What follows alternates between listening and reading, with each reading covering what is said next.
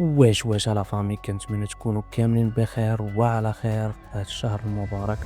وانا الدراري تنقلب في الكومونتير باش ندير فيديو ونجاوبكم كما وعدتكم. كنلقى بزاف الناس ما فاهمينش علاش الحمله كاينه والسبب وشكون اللي غلط، واش المستهلكين اللي كيشريو هذا الماطر اللي داخلين الاكثريه ديالهم من لاشين يعني صينيه وكيعدلوا عليهم في السيلندر وفي الماكينه. واش بصح الا عندي بيرمي من الصنف باغي يخول لي نسوق دراجه ناريه، واش من صنف نقدر نسوق؟ واش 125 200 250 300 حتى 1000 سي سي؟ واش نقدر نسوق موتور وخا مبريباري الا عندي بيرمي بي؟ هادشي كامل غنجاوبوا عليه الدراري في هذا الفيديو باش نوضحوا الصوره للجميع ونحاولوا نوصلوا الميساج بطريقه مزيانه. عليها غتجيكم الدراري في شكال اول مره غادي نصور فيديو بهذه الطريقه.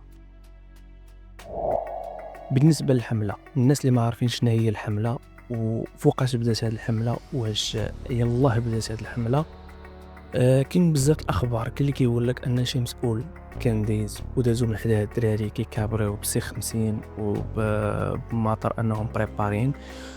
شي كيقول لك ان ولي العهد مولاي الحسن كان دايز وكانوا وصلوا عليه بالماطر بسرعه اللي كبيره. كاين اللي كيقول لك انهم كانوا كيدوزوا من حدا حي الاميرات في الرباط بماطر، شي كيقول لك في تماره، ولاو الروايه ديالو، ولكن ما كاين حتى شي حاجه صحيحه في هذا الشيء هذا، حتى شي حاجه ما تثبتت. اما بالنسبه للحمله، الحمله ماشي جديده وماشي حتى طرا هذا البلان هذا اللي كيقولوا اللي كيروج في مواقع التواصل الاجتماعي، بل ان الحمله كانت قديمه تقريبا، كانت بدات في الرباط بدات في سلا، ولكن كانت على الماكن اللي كانت ناط واحد الحمله على الماكينه اللي سبايدر اللي كانت كيبدل الماكينه كومبلي وكيركب كيحيد الماكينه كومبلي وكيركب ماكينه واحده اخرى. هادشي اللي دفع انهم يقوموا بحمله. والحمله كانت قبل في مدينه الدار البيضاء. الناس ديال كازا راه عارفين هذه القضيه، راه من 2000 والاخر ديال 2018 2019 اللي عقلت انا ان الحمله كاينه. هي كترخف وكتزير ولكن في هذا الوقت هذا تزيرت بزاف الحمله. المهم هذا بالنسبه للحمله والسبب اللي بدات به الحمله. اما بالنسبه للقضيه ديال التعديل، بلا ما نطرقوا لهذا الموضوع على الاكثريه ولا عارفين، ما بقاش شي حاجه غريبه علينا اللي كيفاش شنو هو التعديل وشنو كيتعدل الدراجه الى اخره. ولا حنا خرجوا لنا القوانين اللي هما تيتعارضوا مع المصير ديالنا، راه حنا تكرفسنا 49 داك اللي دارها يجي يركب عليها. هذا اللي السايكونت راه ما تيمشي السايكونت بحال راكب على بشكليته، راه ماشي هي السونديس. اش بغا يدير ليه السايكونت؟ وزاره النقل فين كانت وزاره النقل حتى لدابا؟ اش هو السطوندار؟ الله يجعل هذا السطوندار بالله شو ومكسيري ليه كامل والو. واش فهمت هادشي؟ والله ما السطوندار العذاب الاليم اصاحبي، والو كشئاب اصاحبي. والله العظيم الا عنده سطوندار والله الا غيا، والله الا فينا شي مرض داك الكشئاب شو والو مكسيري ليه والو. اليوم تيصبح الصباح تيقولوا لنا ممنوع ما تدخلوش، ممنوع ما يدخلش، ممنوع النهار الاول ما يدخلش عندنا. حنا منين تجي للمكازا تلقى موتور صغير ما تتشريش. حنا ما يمكنش يهز لك جوج الناس هو سايكون، ما يمكنش، هي واحد ما يهزوش. هي الشركه كتستورد الموتور من الصين كيدخل بالمواصفات اللي بغاو الناس. لا يعقل ان موتور قد هكا فيه 145 كيلو غادي نجي ندير ليه بيستون قد البوشون ديال سميتو ديال القرعه ديال الماء وتقول لي غادي يهزو بلاص راسو ما غاديش يهزو. يعني حنا ملي غادي تخرج هذيك المذكره اللي غادي تكون صادره ضد التعديل، غادي نهضروا على واحد خاوي الشاكمه داير الصداع، غادي نهضروا على واحد مبدل الماكينه بماكينه اخرى اكثر من لافورس اللي فيها. يعني غنهضروا حنا على اكثر من 110 في السعه ديال السيلندر. الا جينا نحسبوا الريشات كيكونوا شي ريشات في السيلندر 5/8 في 49، هذاك ما داير والو. وبالنسبه للموتور اللي غيكون فيه سيلندر كبر منه اللي غادي يقدر يستوعب ويحتمل ذاك الوزن تاع جوج ديال الناس وغادي يمشي به طواله، راه هو هذاك 110 اللي يقدر يمشيو بها الناس. ملي كيجي اي واحد غادي يشري الموتور ديالو وغادي يمشي به، غادي يخدم به، غيهز به وليداتو، يقدر غادي يدير غير وسيله نقل ما بينه وما بين الخدمه ديالو. ما على بالوش هو راه الموتور مبريباري ولا شي حاجه باش يجي يوقفوا المخزن، وفي حياته ما عمر شاف الكوميساري ولا شاف المحكمه حتى ولا الموتور كيديه للمحكمه. راه هادوك اللي خصكم تحاربوا. داك اللي كيفيقني انا في 3 ولا 4 الصباح بالازعاج وكيديروا السياج ما كيخليو ما يديروا الالعاب البهلوانيه هذوك على ما غادي تهطوا. انا هذوك الناس كيبانوا لي كيمشيو في الطريق احرار، ما كاينش شي واحد اللي كيوقفهم. انا اللي كنشوف كيوقف هو الناس اللي بعقلهم، واحد كبير في العمر، واحد هاز وليداتو، واحد خدام بالموتور، هذوك هما اللي كيوقفوا. الحل اللي غادي ديروه مع الناس هو ملي كتوقفوا الانسان راه باين، ما تبقاوش تعداو. اما الحلول راه ما غاديش نقدروا حنايا نناقشوا القوانين اللي كتخرج الدوله، ما عمر شي قانون خرج وقدرنا نبدلوه. حنا كنطلبوا غير من الدوله تورينا ذاك الوجه الحنين ديالها. راه كاينين الناس اللي هما الله يحسن العوان راه خدامين على امه البشر، غتجي تحيد ليه ذاك الموتور غتكوانسي، اشنو يخرج يسرق؟ اشنو غادي يموت؟ واش ما عمره شاف حياته المحكمه؟ جيتي انت دخلتيه للمحكمه وطالبتيه باش يعطيك واحد المبلغ ديال المال اللي يقدر هو كيوفر شهرين.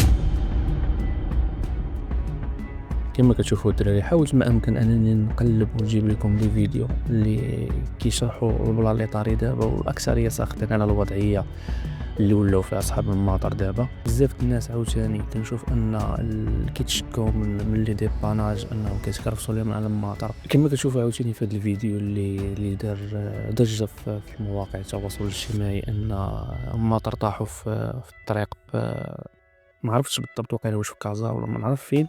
المهم هذا الفيديو هذا ديال بوم في مواقع التواصل الاجتماعي. المهم بالنسبه للدراري القضيه ديال البيرمي ديال السياره انك تقدر تسوق به موتور، ما كاين حتى شي حاجه اللي حقيقيه في هذه الاخبار هذه. هذا الخبر الدراري خرج في 15 يوليو 2022.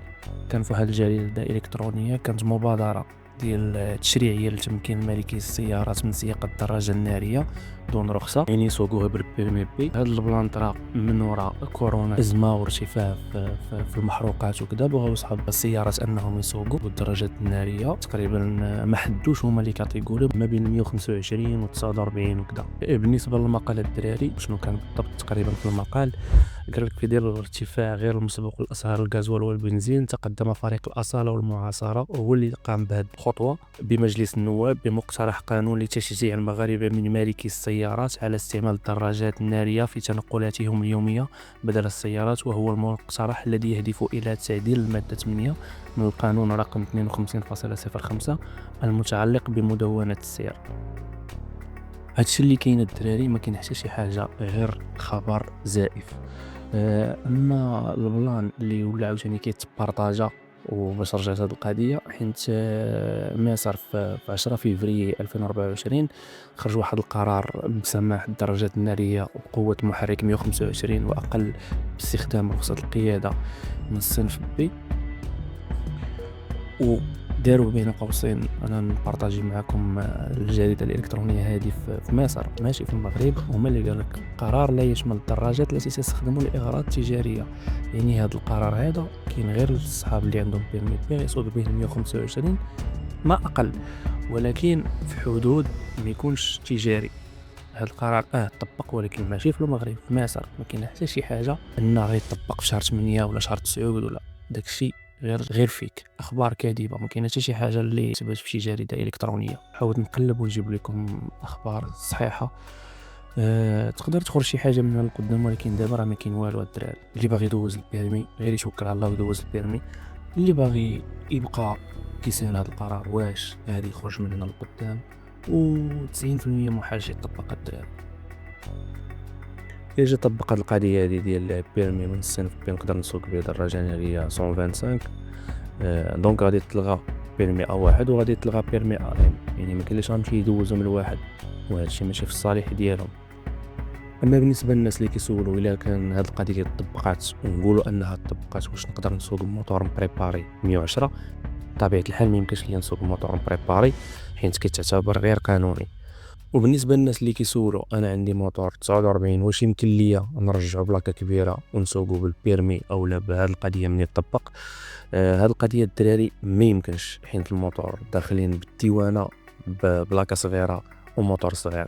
هاد القضيه الدراري طرات فاش يلاه طبقت القضيه ديال البلاكه اللي كانت واحد الثغره ديال ان سي 90 كاين اللي فيها اللي داز كبير كاين اللي فيها اللي داز صغير، وحتى الموتور اللي كانوا داخلين في الاول اللي مشاو لا فيزيت باش يديروا البلاكه داوهم 110 دوزوا ليهم بلاكه كبيره، وكاين اللي دوزوا ليه بلاكه صغيره، داكشي كيتختلف. اما دابا كلشي بلاكه صغيره الا جيتي تقلب بالبلاكه كبيره راه ما يمكنش الدراري. حتى لهنا الدراري حاولت نجاوبكم على جميع التساؤلات اللي سولتو في الكومونتيرات باختصار. الاسئله اللي مهمين واللي معودين بزاف. المهم الدراري اللي عنده شي تساؤل يهبط لي كومونتير يسولني غنجاوبو في لي كومونتير. كانوا عاوتاني لي كومونتير بزاف، غنحاولوا نديروا واحد الفيديو يكون خفيف عاوتاني نجاوبوا على لي كومونتير. حتى لهنا الدراري كان معكم رامي بايكر، نتلاقاو في فيديو جديد، تهلاو.